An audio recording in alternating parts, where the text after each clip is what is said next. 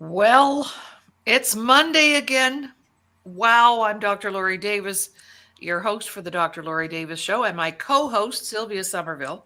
Sylvia, it's Monday again. Like, what's going on? I don't know where the time's going. It's just, hey, but the good part is soon it'll be summer.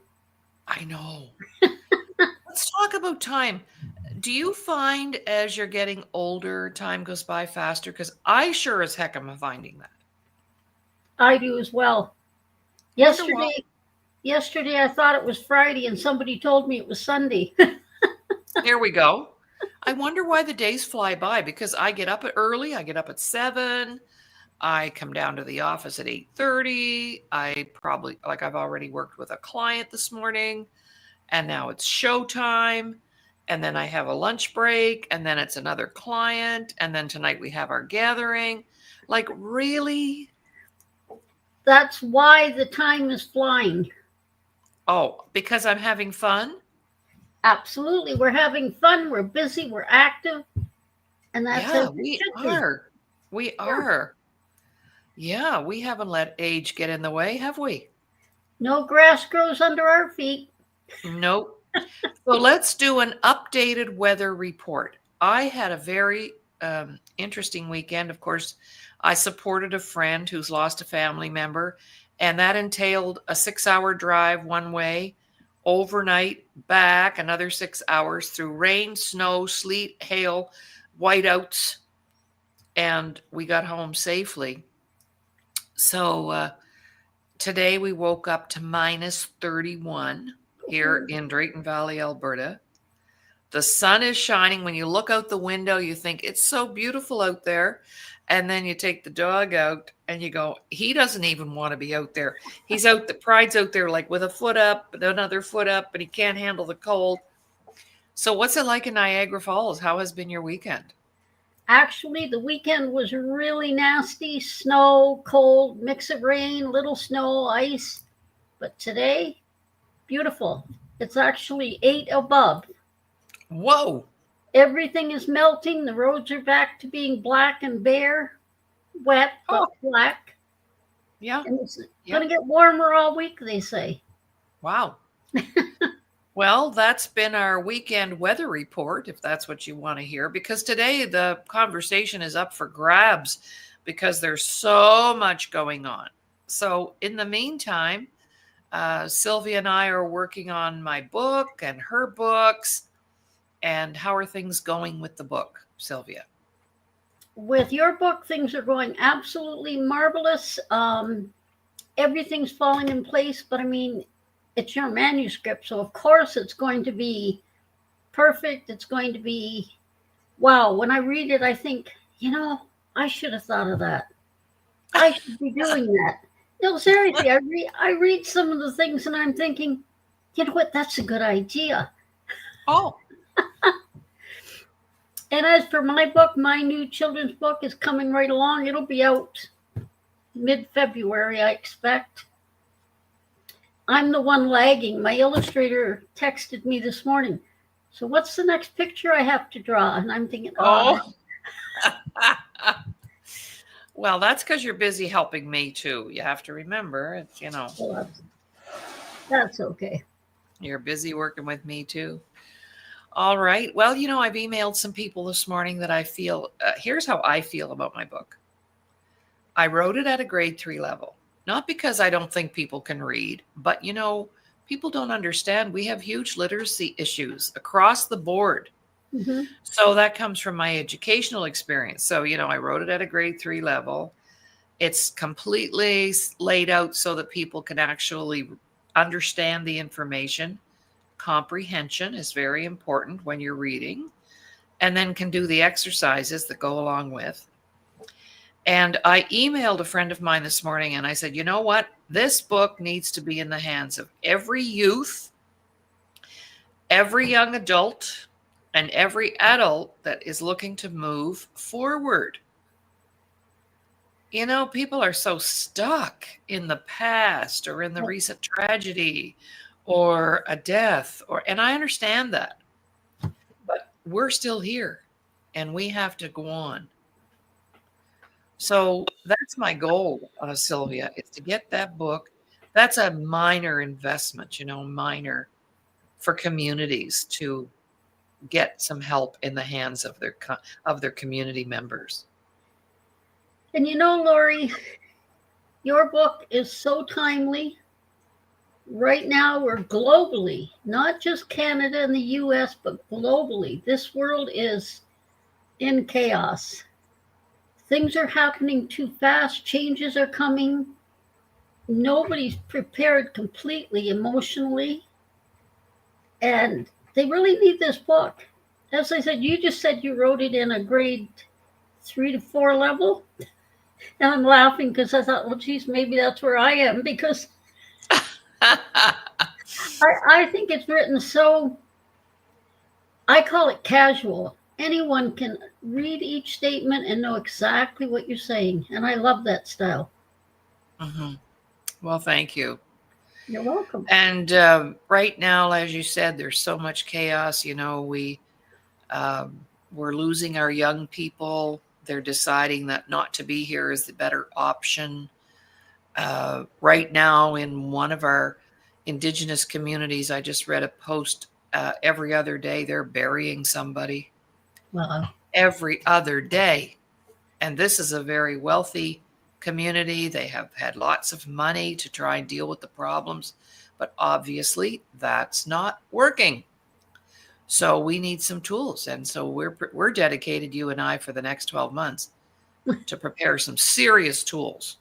Absolutely. Even if we can't be there, at least there's access to those tools. That's my only focus right now, Sylvia. I'm serious. Oh, I know that. I know that. And I can see it in your work. It's, like I said, seriously, all joking aside, as I've been, formatting it, etc., I'm thinking, I wish I'd known that like 10 years ago. Mm-hmm.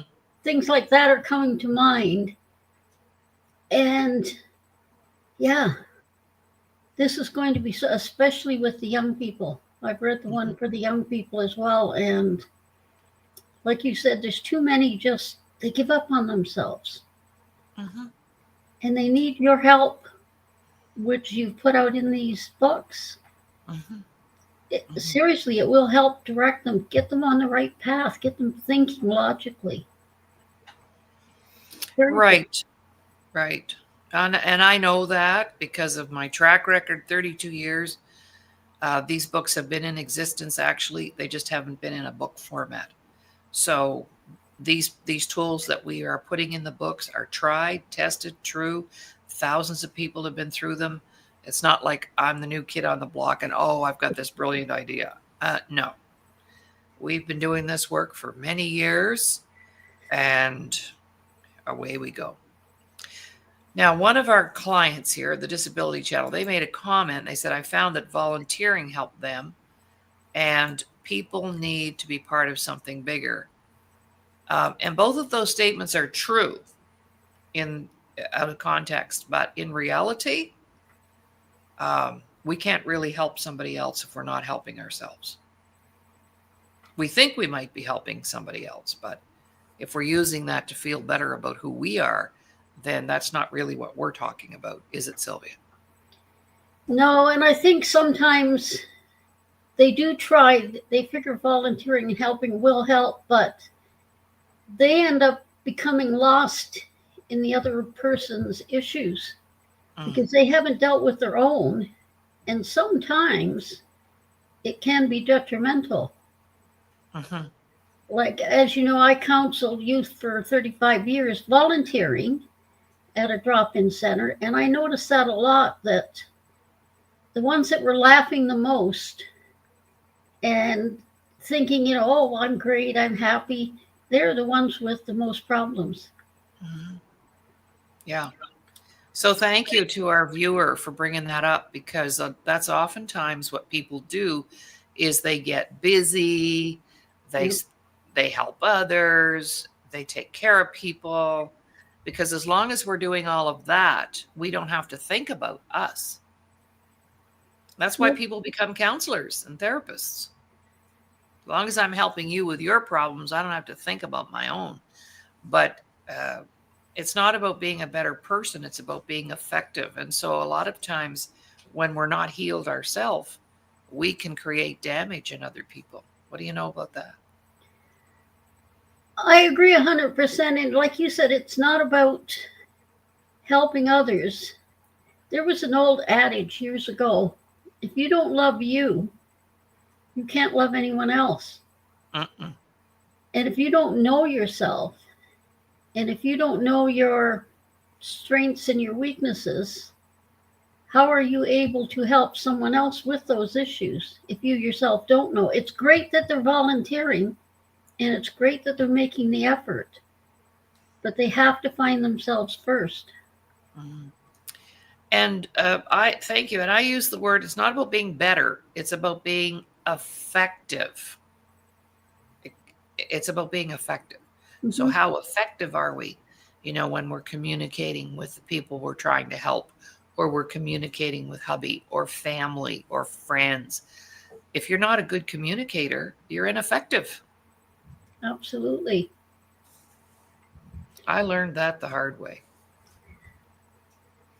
Well, Mm-hmm. when we were raising our two children, we always told them, try, you have your talks with the kids and you explain things, but we told them as they became teenagers, when you do something wrong, I don't care how bad it is, I don't care. Make sure we know about it before the police or a teacher or somebody like that comes knocking on the door. Come and tell us about it. Mm-hmm. Whatever it is, we'll stand beside you, we'll help you through it. Just don't repeat that same mistake. Right. Right. Exactly. Exactly. But when you're full of love for yourself, then you have lots to give away. It's Absolutely. just like I say this so many times, you cannot give somebody groceries if you don't have any in your cupboard. You have to keep filling your own cup, keep filling your own cup, and then love is exponential, love is infinite, and you have more to give. And you don't just give it to a select group. You have people that you can love. You love everybody you meet then, right? Yep. So let's talk about the elephant in the room. And you're wearing an elephant necklace, and I'm not referring to that. Okay. Oh, good. He's a good elephant. Yeah, we've got your elephant around your neck, but some very big news came down to us Canadians yesterday. I don't know how long it's been since our parliament has sat on a Sunday to resolve what came forth from President Trump yesterday in terms of what's going to happen to us on Tuesday, which is tomorrow, and how that's impacting us personally, professionally, politically. There's all the P's: personally, professionally, politically. Um, Not to mention Pacific Palisades. It's all P's, I'm telling you. And all I can see is poverty and confusion. And so let's go to that. Let's talk about that. And we're not going to point fingers or lay blame. We're just going to talk about, because we're seniors in our country. And we need our fresh fruits and vegetables. We need all kinds of things that we import from the US of A. My favorite wine comes from Bakersfield in California. It's the only thing I like to have a drink from. I don't drink anything else. I don't drink Busch beer and Budweiser. And I'm telling you. So on a personal level, will we be able to get some of the medical things that we need, some of the, opportunities that we could embrace? So over to you, Sylvia, because you've been on the planet longer than I have, a little bit, not much, but you were a World War II baby, and I didn't come until after the war. And, when our food security gets threatened and our safety, we're Canadians, and we will not stand for that.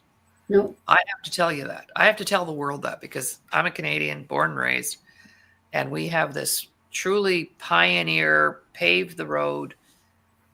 In our DNA, this is a rough country up here, and it's cold and it's harsh, and we have people who came here and got through all that. So there's a piece of our DNA that you maybe don't understand. Over to you, Sylvia. What are you seeing in your neck of the woods? Well, you said about the pioneers and harsh. Sometimes when I'm out driving, I know I'm off topic a bit, and I think about that. You're driving through, say, a wooded area, nothing around, just this one road. And I often think, can you imagine? Some of them would be portaging with their canoes or their covered wagons, and I thought, wow, that would have been, they would have made hardly any forward motion in a day. But as for everything else, I remember the days when we had ration tokens for food, and we were very fortunate because my aunt had a farm, and we were never short of food, milk, butter, or anything. So what we would do is with the neighbors who had kids and needed them, we used to give the tokens to them. Oh, wow.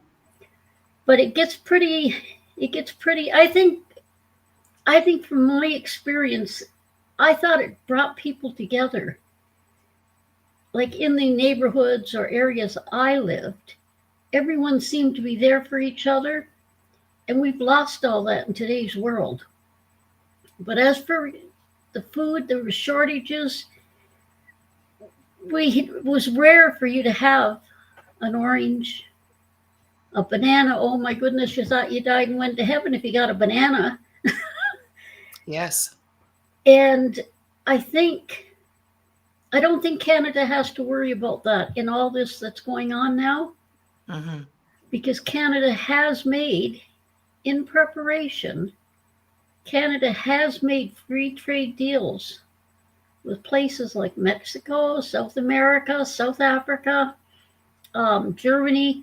We will have everything we need, and it will be free trade. We don't have to worry about his tariffs.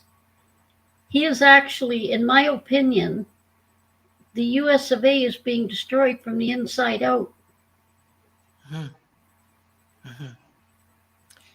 I had a text this morning from a friend of mine in California, and she had been a client a couple of years ago, and we still stay in touch. And she is so heartbroken that the US would even consider threatening in any way their two neighboring countries. So on one side, you've got people being sent back to their country of origin, even second and third generation, not acknowledging babies that have been born in the United States. And then on the north side, all of our resources and fuel, energy, minerals, diamonds, all the things that are in our ground that we shared on both sides of the fence. So there's two issues here. Let's get rid of all the laborers. So now there's nobody going to be left to pick strawberries for $5 an hour. And if we can't afford to bring them in, we're not going to be buying them anyway. That's how I see that. Yep. Let's do the math. Now, our prime minister said that we tax, that would mean there would be tariffs on $155 billion worth of goods going from Canada to the US. Now you take that and multiply it by 10, because we only have 10% of the population of the US. We can't compete, first of all. And can you imagine what they bring to us? They bring lots to us. Lots. Because they have more to bring, because of the size of the population, the number of businesses, etc. So who's going to lose here? Well, the States is going to lose. Right. And they bring a lot of products to us, but we can also get those from other places. Right. And when I saw on the news officials going to apparently illegal immigrants, I'm not sure, who they were exactly, but they were actually going to the houses that they are living in. They probably have a mortgage on that house. they're hardworking people, and here they just gather them up and put them on a bus. Like, there is no democracy in that. That is just, there isn't a word for what he's doing. That is just terrible. And like you said, they aren't even new immigrants. They've been there for years. Well, they've also started going to schools. Yes. And gathering up kids. Oh my goodness. That was I saw that. But we know the media. We know the media can add things, take away things, not give us the whole story. So that's why we're keeping it personal. And not two seniors living in Canada who've actually been through stuff, right? You and I. Oh yeah. We just came through COVID. Our parents went through the Great Depression. Our dads, your dad and my dad, went overseas during World War II and fought for our freedom. And, what the heck? It's 2025. Let's get things together. The way things are going, I personally think Canada is going to actually benefit from all this.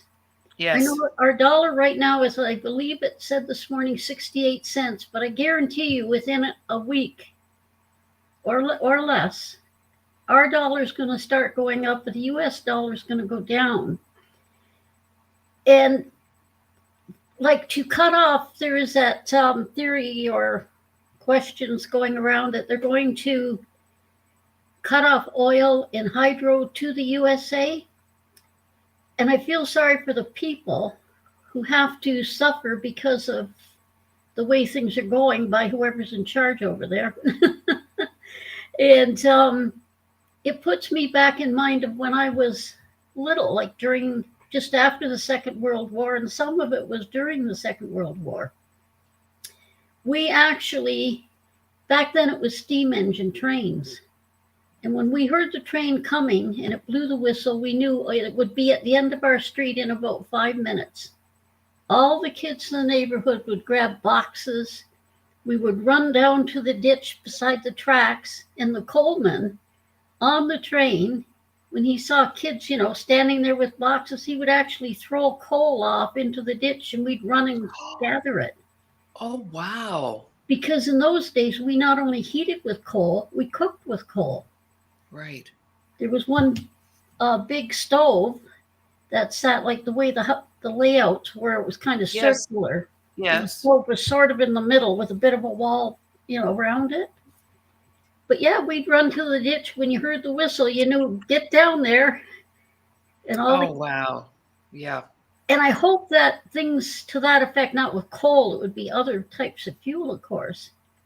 But it makes me wonder how they're going to survive those cold winters in the northern parts of the States if they do something like that. And yet we may have to, because Canada and the Canadians are what's important here. Yeah. Yeah. Well, I was thinking about it too, as for, the Chinese conversion of the word crises is opportunity. Yep. So I read where all the stores were busy here yesterday. Everybody's searching for Canadian labels, and, they're taking American liquor off the shelves as we speak right now. American liquor will not be allowed through the border. And I was thinking about, there was one little article about someone on the Post, because there's Facebook posts coming up now, made in Canada, all Canadian. Doody-doo. And I've joined a couple of them because I wanted to see what was going on. So this one lady said, I cannot find a bottle of pickles that have been made in Canada. They're all American.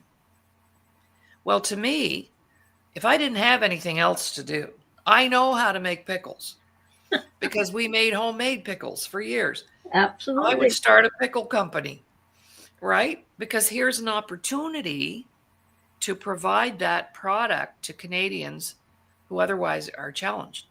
So I see, if you're open-minded and you are, you've got that kind of entrepreneurial thing going on, there's opportunities here. And I think there will be businesses flourish here that maybe were sitting dormant or nobody thought of it yet or whatever. Because we're very self-sufficient. And I don't know that people understand that about Canadians. When I go overseas, and you've been to Africa and all that, I make sure on my lapel is a Canadian flag pin. Otherwise, they assume we're Americans. And I have no problem with that because I love the States. I have been in all the states, all of them except Alaska and Hawaii. I've been in every single one. And I would have moved there years ago because of the opportunities, right?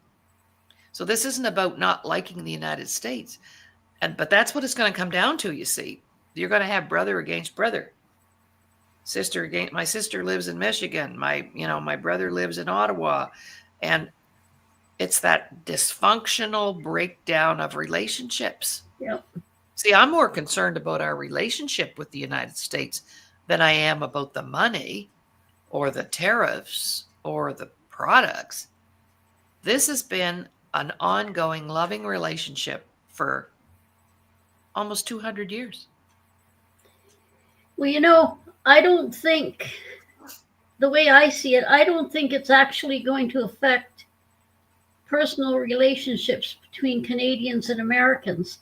They have been interviewing here yesterday. It was on this morning's news. And they've been interviewing American visitors. Because as you know, Niagara Falls, we get over 1 million visitors a year. Yes. Yes. It's a mecca, right, for tourism. And they were interviewing quite a few down by the falls, and they were all saying the same thing. They all said that we can't control, they being the Americans, said we can't control what is going on. And one of them actually called him a dictator. He said, I don't know how people put him in office. We don't care about that. What concerns us is we are friends. We have friends in Canada. We have relatives in Canada. That isn't going to change. That isn't going to change. But then one tourist said, and this was a bit unnerving, he said, you never know with that guy. He may make our border like the wall that divided East and West Berlin. Right. Because of Musk, that fellow going around hailing Hitler. Yeah, sorry. It almost That's slipped. okay. That's okay. No, it's true. And instead of bringing the walls down, they're rebuilding them back up. Like we just went back. I said, okay, if I can't get my favorite alcohol, it's almost like prohibition, It's like we just went back 100 years, people. Because now in order to get it, I'm going to have to smuggle it. Well, I'm not about to do that, for one. But you see how this opens up the door for more crime, more chaos. Okay, the Canadians really love that Jack Daniels, but they can't get it now. I know a family member of mine that's going to be totally set back by that. So let's smuggle it in. Okay, well, that's crime. See how it opens the door for crime.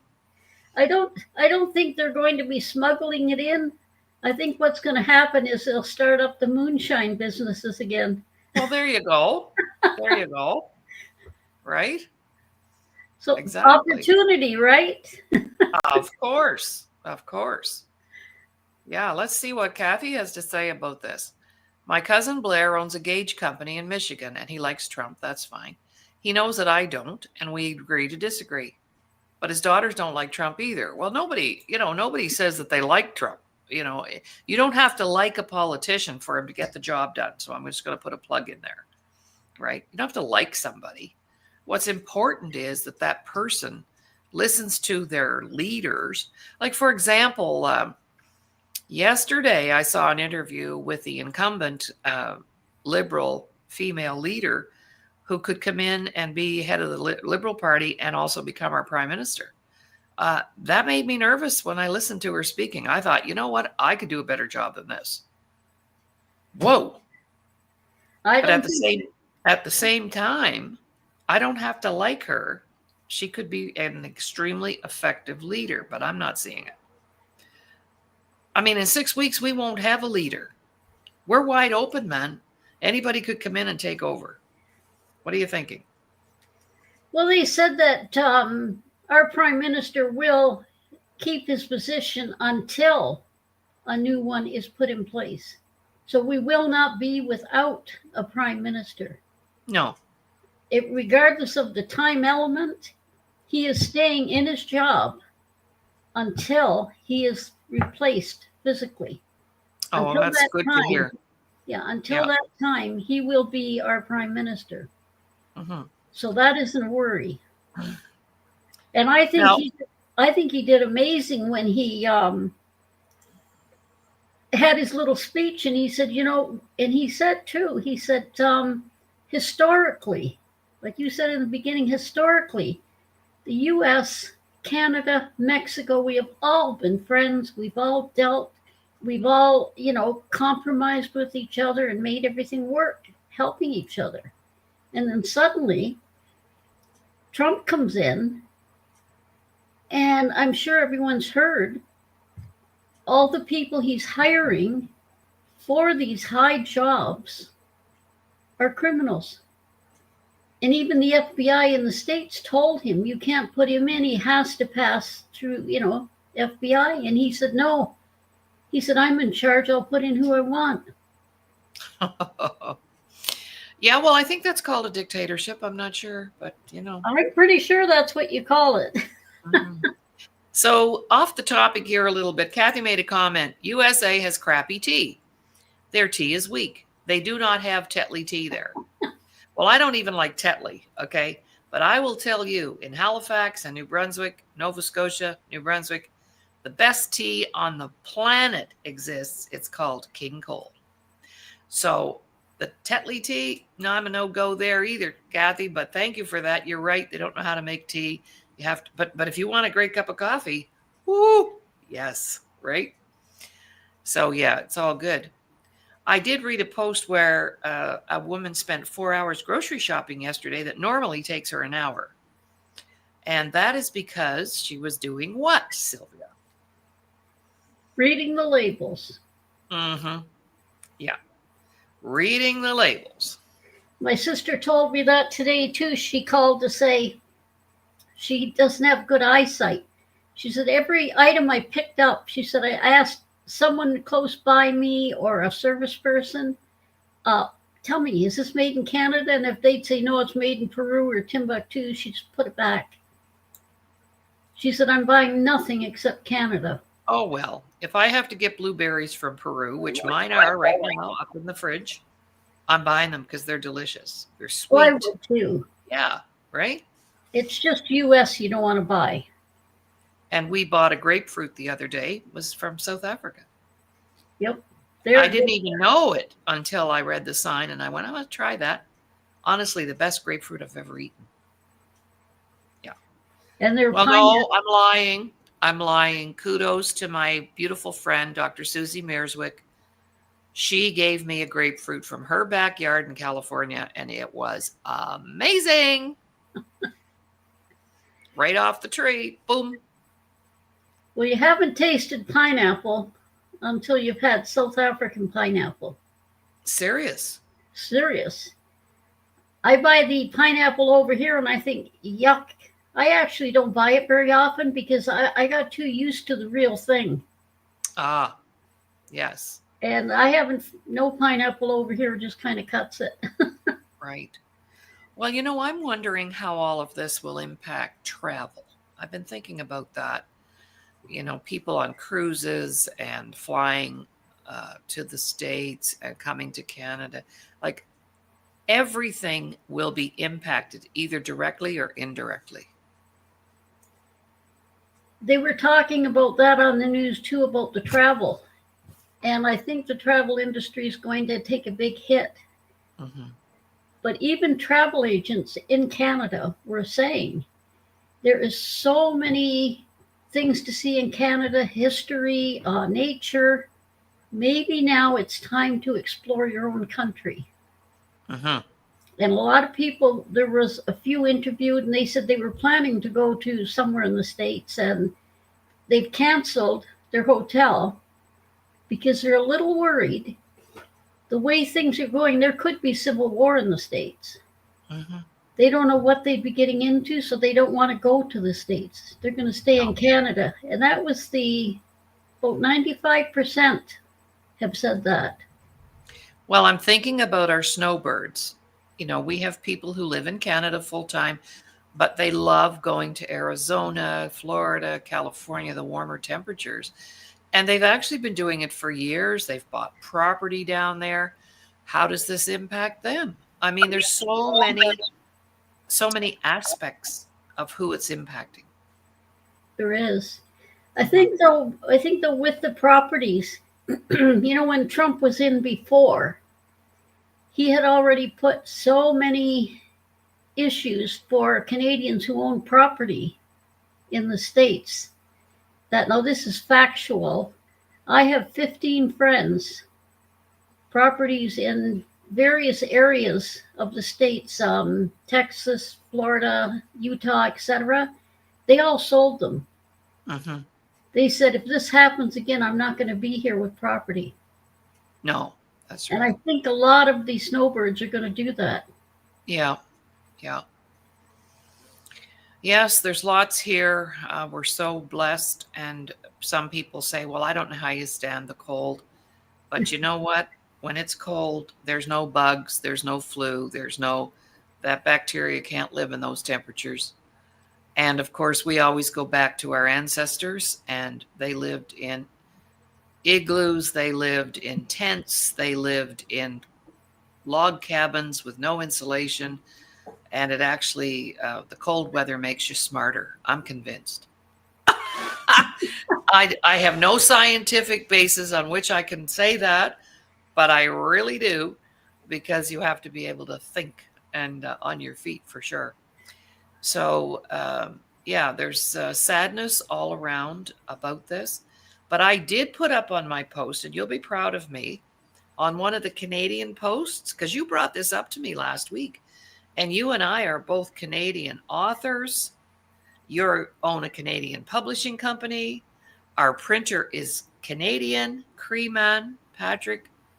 You know what? I put up on the post. I'm a Canadian author.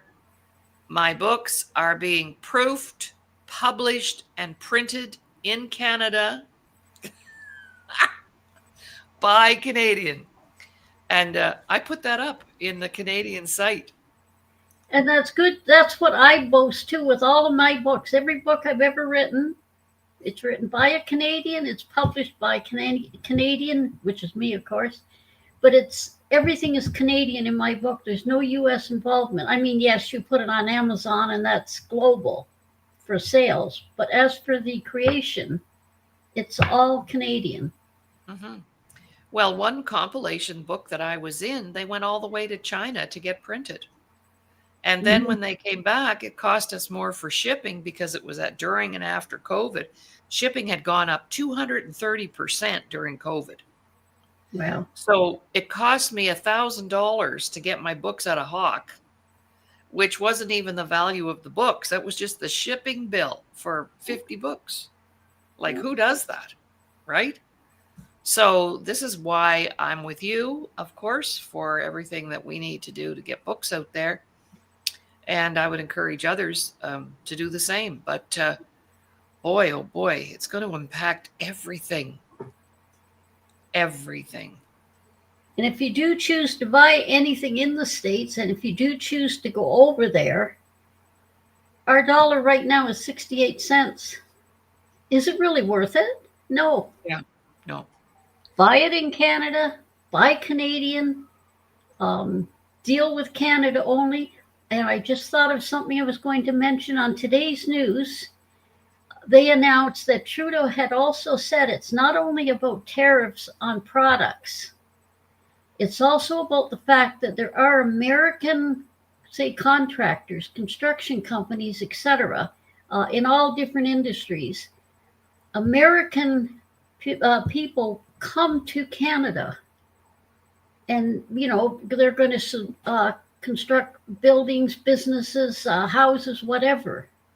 And he said, from here on in, no, all American businesses that are in Canada, their contracts are going to be canceled Mhm. because there are construction companies in Canada who are, they need the work. But a construction company from the States comes in, well, their dollar is higher than ours, therefore they can do the job cheaper. So, of course, they're going to get the contract, right? Yes. But that's not fair to the Canadian companies. So it was right on the news this morning. All the American businesses that are like contractors, construction, whatever they're doing, that we have Canadian people that can do the job, their contracts will be canceled and we'll use Canadian only. Wow. I thought that was fantastic. It's about time. Well, and the other thing about that construction, when you think about California and the tragedies of those Oh, fires and all of the reconstruction that needs to take place, well, Canada is their largest importer for lumber. All the lumber, the wood, comes from here. yep, Please, like really? And they're going to need that so desperately, especially after those fires. yep. It's almost like it's an internal, what would you call it? I don't know, but It's bug, bug, killing people from the inside out. It's like, what are you doing? my concept is he's like the little boy out in the field with a bunch of other kids who are going to play baseball. He's got the ball. He owns a ball. Nobody else owns a ball. And he says, "I'm pitcher." And they say, "But you can't pitch." Fine. If I don't have it my way, I'm a spoiled little brat. I'm going to go home. Yeah. It's the same. Same scenario. Great analogy. Yeah. But I just want our American family and friends to know that we are there for you on whatever level we're able to provide. And the things that we provide, you cannot tariff that because it's a conversation. What are you going to do? Put a tax on that? Hey, you never know. I don't think so. I don't think so. No. And we love our American friends and clients, and we're just feeling, I think, all around badly for all of us because we're going to miss out too. And what about pharmaceuticals? A lot of our pharmaceuticals come from those big labs in the United States. Does this mean that medications and everything like that are also going to go up, which means for us seniors, that's impacting us? I don't think it will, though, because maybe it isn't well known, but we get a lot of our pharmaceuticals, a lot of our, CAT scans, things like that. Believe it or not, they come out of Germany. Okay. And we have a free trade agreement with Germany, so we're good. Free trade agreement. So I don't think, like, all of this, of course, has to all come together, and it may be tough for a couple of weeks. But in the end, it's going to be okay. And when it comes to our friends, family that are living in the States, you can't tariff friendship. You can't tariff the feelings of the heart. You No. can't change that. No. And for people, it's not going to change. That's going to always be the same. Yeah, because it's soulful. It's about the soul and the heart. And no, I agree. And those relationships are there forever because we built those relationships based on trust and love and the things that you can't sever. Mm-hmm. No. Yeah. You can't Which makes the book really timely. 21 Days to Happiness, Joy, and Inner Peace. Mr. Trump needs to buy a copy for everybody in his country, and Mr. Trudeau the same. Now there's a thought. Hey, I think we could have a bestseller that way. I'm thinking. You know what, boys? You got to muster up and protect your people and look after your people and use whatever you have at your fingertips to do so. And this whole thing, just scares me to death that we would have come to this. I worry seriously. Not everyone is for for Trump in power. Not everyone is for him. And when they see that he's actually destroying their country, I sincerely worry that there may be civil war in the States. We're Mhm. going back to the days of revolution, that he's putting us back in history, not forward. Yeah, well, that happens here too, right? Oh, I know, That happens here in our country too. but not to that degree. Well, that's just because there's more of them. You know, Hmm. our country is the population of California. You've got a lot less numbers to deal with. But when you're talking 350 million people That's a lot. on a landmass smaller than Canada, by the way, a lot of people don't understand that. You No. know, we're the second largest country in the world, Canada, landmass. Yep. And here's another thing. We have more pure water than any country on the planet. Now, there's a commodity, right? Yeah. And our minerals, Oh, yeah. even with the oil, the States buys a lot of oil and hydro from us. We Yes. supply we supply hydro for most of the Midwest and the northern countries, states. And Trump said he was trying to. He knows that if we cut it off, they're in trouble. So Trump actually said, "I'm only going to charge 10% tariff Yes.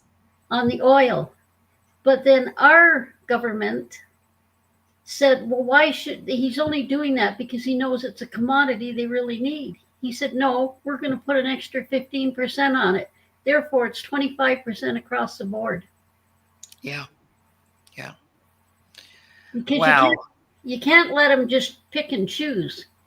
Well, If he's you, calling the shots, I guess. yeah, well, you can't do that. Well, If I this is think what you do, as people, we need to, you know, stick together. Whichever side of the border you live on, doesn't really matter. nope. Stick together and continue to do your work and continue to write, continue to talk, continue to teach, because the message of peace is what we need right now. And the message of love and the message of friendship. These things are way more important than a tariff. And the message is in your book, seriously, because that book does pull people together. Aw, thanks. Seriously, it does when you read it. And of course, I do as I'm proving How many times have you had to read it, right? many Yeah. times. Yeah. But Yeah. Well, it's going to draw people together. It's going to make people see what they aren't seeing now in themselves and in others. mm-hmm. Yeah. Seriously. And we need to pray for our leaders for Oh, wisdom and for courage and for insight. And I don't know about you, Sylvia, but I'm really, really concerned about our young people. yeah. And they have no coping skills. They went through COVID. I was just speaking with, like I'll use my grandson for an example. He's 22 now, but he was an honor student all the way through school. He worked really hard. And then all of a sudden COVID hits and there's no graduation, there's no prom, there's no anything. I know. And that hurt our young people at that time. And these events hurt people. We're all hurting right now because we can't get our favorite this or that. We're going to have to we're all going to have to make sacrifices. No, it's not right. No. After decades of sharing Yep. our countries. Mm-hmm. I worry about my great grandson because he's just turned 12. And I wonder what is, what's the world going to be like for him as he becomes a teenager and an adult? And the children that are children now are going to be running this world. And I don't know. Yeah, we don't have the role models or the mentors, No. They're scarce. All right. Well, that's our show for today. We didn't know what we were going to talk about. We don't have scripts on our show. The Dr. Laurie Davis show is not pre-scripted, not with a guest, not with a co-host. And we just grab whatever's coming up in our heart and send it out to you. So I'm trusting that today supported you. Love your family, build peace in your home. Peace comes from building it in myself first, then my family, then my home. And we take it out there. It all starts with us. So, Sylvia, again, as usual, always beautiful words of wisdom. Thank you so much for being with me on Monday. I really appreciate it. You're very welcome, and I really enjoy it. Yeah. Thank you. Because we know stuff. We do. We might be two old gals on here, but we know stuff because we've been there, done that, right? And quickly, that's a point that the young people aren't taking advantage of. They think old people are old people. We have more wisdom and knowledge than they'll ever have. Right, because we came through the changes. Right. Yes, we did. We came from handmade books to now, technology, printer press, blip, blip. Just saying. Just saying. Okay. So everybody have a great day. I'll be back tomorrow with Dr. Ramin Modiri, our financial guru, and I'm pretty sure he'll have some more insight on these tariffs. So if you want an informative show again tomorrow, please join us. Bye for now. Bye-bye.